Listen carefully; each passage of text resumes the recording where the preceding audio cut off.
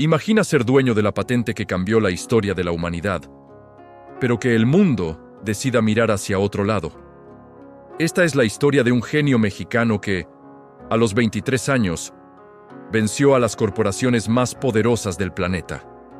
Mientras Estados Unidos gastaba millones sin éxito, él, en un sótano y con piezas de basura, logró lo imposible: pintar la luz. Guillermo González Camarena nos regaló el color, pero el destino y los intereses comerciales le cobraron un precio muy alto. ¿Fue un accidente lo que terminó con su vida en esa carretera, o el destino sellando un legado que muchos intentaron borrar? Acompáñame a descubrir la verdad detrás del hombre que soñaba en colores en un mundo de grises. Déjame llevarte atrás en el tiempo, al año 1917. A una Guadalajara que veía nacer a quien, sin saberlo, transformaría nuestra forma de ver la realidad. Pero nuestra historia no comienza en la fama, sino en la penumbra de un sótano en la Ciudad de México, en la calle Havre, número 74. Aquí, lejos de los juegos infantiles, un niño llamado Guillermo encontraba su refugio. Imagina el olor a metal, a aceite y esa estática que eriza la piel. Ese era el aire que respiraba Guillermo. Mientras otros niños pateaban balones, él usaba el poco dinero que su madre le daba los domingos no para dulces, sino para comprar cables, bulbos viejos y piezas de radio en los mercados de La Lagunilla y Tepito. Era un científico loco en miniatura. Un título que, lamentablemente, le costó ser el blanco de las burlas crueles de sus vecinos. Te contaré algo que define su carácter. Cansado de que los niños del barrio se asomaran por la ventana de su sótano para gritarle y lanzarle basura, Guillermo no se escondió. Usó su ingenio. Conectó un sistema eléctrico al marco de la ventana. La próxima vez que los acosadores intentaron molestar al niño raro, recibieron una descarga que, aunque inofensiva, fue suficiente para que jamás volvieran a interrumpir su genialidad. Ahí, entre chispas y risas nerviosas, nacía una leyenda. Pero la vida de Guillermo no fue sencilla. A los 6 años enfrentó la tragedia, la muerte de su padre. Este evento, lejos de romperlo, encendió en él una llama de responsabilidad prematura. A los 12 años, ya había construido su primer radiotransmisor. ¿Puedes imaginarlo? Un preadolescente manipulando ondas hertzianas con tecnología hecha de desechos. Su mente volaba muy por encima de los techos de su colonia. En 1930, con apenas 13 años, ingresó a la Escuela de Ingenieros. Para él, las aulas eran un trámite. Su verdadero laboratorio era el mundo real. Y fue ahí, frente a los primeros y toscos televisores traídos de Estados Unidos, donde surgió la pregunta que lo cambiaría todo. Guillermo veía esas imágenes parpadeantes, figuras fantasmales en blanco y negro, y sentía que algo estaba fundamentalmente roto. Si el mundo es a color, si mis sueños son a color, pensaba, ¿por qué la televisión tiene que ser gris? Esa obsesión se apoderó de él. A los 17 años, en el año 1934, construyó su propia cámara de televisión, no con un presupuesto millonario, sino con la tenacidad de quien sabe que el dinero no compra la visión. Recorría los deshuesaderos buscando la pieza exacta, el engranaje perfecto que nadie más valoraba. Guillermo estaba armando el futuro con los escombros del presente, preparándose para desafiar a una industria que ni siquiera sabía que él existía. Estaba a punto de demostrar que la genialidad no necesita pasaporte ni cuentas bancarias, solo una mente inquebrantable. Acompáñame de vuelta a ese sótano, porque es ahí donde la magia estaba a punto de suceder. Corre el año 1939. El mundo exterior se encuentra al borde del abismo de la Segunda Guerra Mundial, sumido en la incertidumbre y el miedo. Pero en el pequeño taller de Guillermo, la batalla es diferente. Es una lucha solitaria contra la monotonía del blanco y negro. Mientras gigantes corporativos en Estados Unidos invertían fortunas incalculables y empleaban a ejércitos de ingenieros buscando sin éxito la fórmula del color, Guillermo trabajaba solo. Imagínalo ahí, rodeado de cables y piezas que para otros eran basura. Él no tenía los recursos de la RCA o de la CBS, pero tenía algo mucho más poderoso, una intuición brillante. Guillermo comprendió que la solución no estaba en complicados sistemas electrónicos, sino en la simplicidad de la óptica. Fue entonces cuando desarrolló el sistema tricromático secuencial de campos. Suena complejo, ¿verdad? Pero déjame explicártelo como él lo visualizó. Guillermo adaptó discos giratorios con filtros de los 3 colores primarios: rojo, verde y azul. Al hacerlos girar a gran velocidad frente a la cámara y el receptor, engañaba al ojo humano, fusionando las imágenes para crear un espectro de color completo. Era pura genialidad mecánica y visual. Y lo logró utilizando piezas compradas en el mercado de Tepito, demostrando que la innovación nace de la mente, no del bolsillo. El momento de la verdad llegó en 1940. Guillermo, con tan solo 23 años, solicitó la patente de su invento, no solo en México, sino en la meca de la tecnología, Estados Unidos. ¿Puedes sentir los nervios de ese joven mexicano enviando sus planos a un país que lideraba la industria? La espera debió ser eterna. Pero el 15 de septiembre de 1942, la respuesta llegó como un trueno que sacudió los cimientos de la ingeniería mundial. Se le otorgó la patente estadounidense número 2.296.019. El impacto fue brutal. Un joven, desde un país considerado en vías de desarrollo, había vencido a las potencias tecnológicas en su propio juego. La noticia corrió como pólvora. Universidades y empresas norteamericanas no podían creerlo. ¿Cómo era posible que un estudiante, trabajando en sus ratos libres y con basura, hubiera logrado lo que sus laboratorios de alta tecnología no pudieron? Las ofertas no tardaron en llegar. Chicago y Nueva York llamaban a su puerta. Inversionistas con cheques en blanco estaban dispuestos a comprar su patente. Le ofrecían una vida de lujos, riqueza instantánea y reconocimiento global, con una sola condición: que la patente se quedara en Estados Unidos y que el invento fuera norteamericano. Aquí es donde se define la grandeza de Guillermo. Imagina tener el mundo a tus pies, la solución a todos tus problemas económicos en una firma. Pero Guillermo los miró a los ojos y dijo que no. Su respuesta fue tan noble como su intelecto. Quería que la televisión a color fuera un regalo de México para el mundo. Su patriotismo era tan grande como su genio. Rechazó los millones para asegurar que el crédito y el prestigio fueran para su tierra natal. Sin embargo, el destino tiene un sentido de la ironía muy cruel. Guillermo tenía la patente, tenía el invento que funcionaba, pero se enfrentaba a un nuevo enemigo, uno más grande que la complejidad técnica, la incredulidad de su propia gente y la falta de visión de las autoridades locales. Mientras el extranjero lo aclamaba, en casa, el camino se llenaba de piedras. Guillermo había ganado la batalla tecnológica, se había convertido en un David que derribó al Goliat de la industria con una honda hecha de ingenio. Pero pronto descubriría que tener la razón no es suficiente cuando los intereses económicos mueven los hilos del mundo. Se avecinaba una etapa de pruebas, donde su invento no solo tendría que funcionar en un laboratorio, sino sobrevivir en la jungla del mercado real.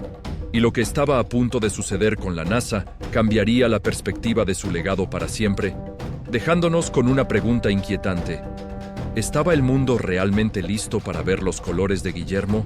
Ahora quiero que te sitúes en el México de los años 40 y 50. Guillermo ya tenía la patente, tenía el cómo, pero le faltaba el dónde. No se conformó con ser un inventor de laboratorio, quería ser un comunicador. Así nació una de sus obras más queridas, el Canal 5. ¿Te has fijado alguna vez en las siglas de la estación? XIHGC. Esas últimas 2 letras, GC, son la firma eterna de González Camarena. Pero no creó un canal cualquiera. Guillermo creía fervientemente que la televisión debía ser una herramienta para educar, no solo para entretener. Mientras otros veían un negocio de espectáculos, él veía un pizarrón electrónico infinito. Dedicó gran parte de su programación a los niños y a la enseñanza, una filosofía que marcó a generaciones enteras. Sin embargo, el camino no era de rosas. Se avecinaba una guerra de formatos. Estados Unidos presionaba fuerte con su estándar, el NTSC, un sistema costoso y complejo. Guillermo, siempre pragmático y pensando en su gente, sabía que ese sistema haría que la televisión a color fuera un lujo inalcanzable para la mayoría de los mexicanos. ¿Qué hizo? Volvió a la mesa de dibujo. Con una empatía social admirable, desarrolló el sistema bicolor simplificado. Era una genialidad de la economía y la eficiencia. Sacrificó un poco de la fidelidad del color para hacer un sistema barato, robusto y accesible para todos. De nada sirve el progreso si no llega a los que menos tienen, solía pensar. Y funcionó.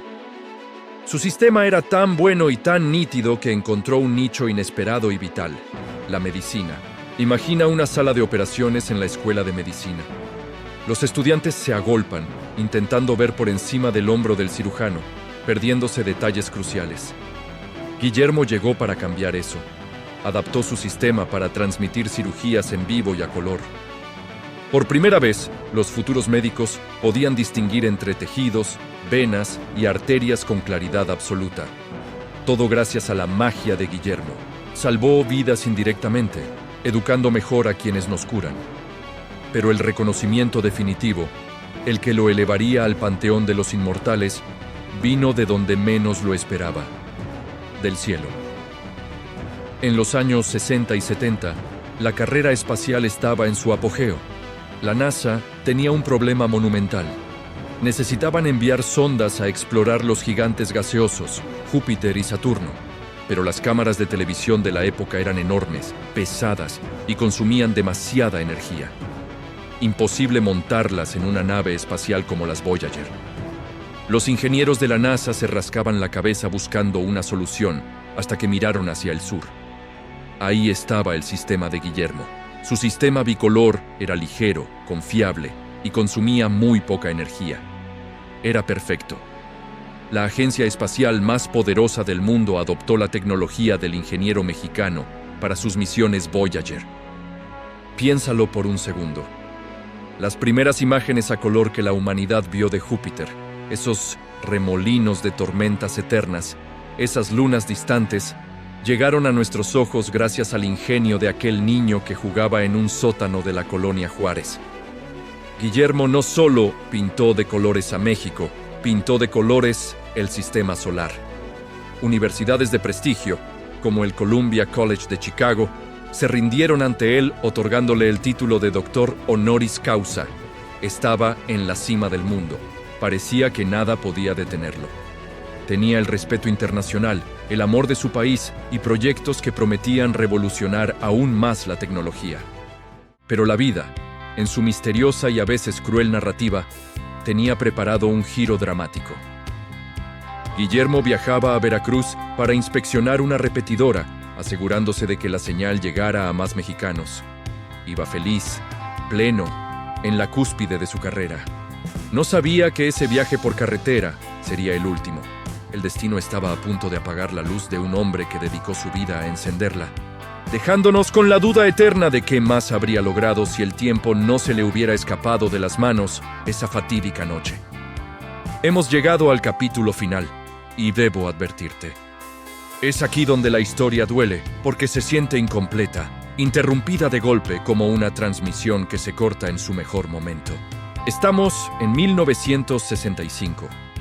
Guillermo González Camarena tiene solo 48 años.